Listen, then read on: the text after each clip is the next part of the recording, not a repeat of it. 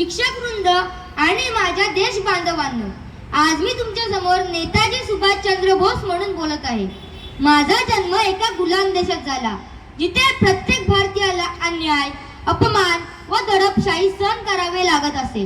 माझ्या मनात एकच प्रश्न होता, आपण आपल्या देशासाठी काहीच करणार नाही का? मी भारतीय प्रशासकीय सेवेत नोकरी मिळवली, पण मला समजलं की गुलामगिरीत राहून मोठी पदे मिळवण्याचा काय फायदा. म्हणून मी ती नोकरी सोडली आणि भारताच्या स्वातंत्र्य लढ्यात उडी घेतली.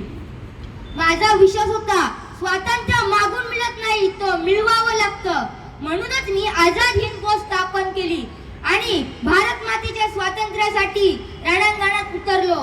माझा नारा होता, तुम मुझे खून दो, मैं तुम्हें आजादी दूंगा. हा नारा फक्त शब्द नव्हते, तो प्रत्येक भारतीयाच्या हृदयातील ज्वाला होती. मला माहित होतं, हा मार्ग कठीण आहे.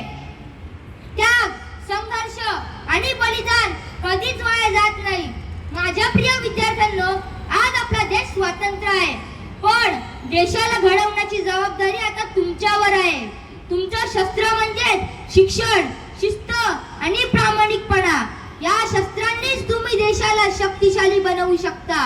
लक्षात ठेवा, देशावर प्रेम करणं म्हणजे घोषणा देणं नसतं, तर रोजच्या आयुष्यात चांगला नागरिक बनणं होय. चला तर मग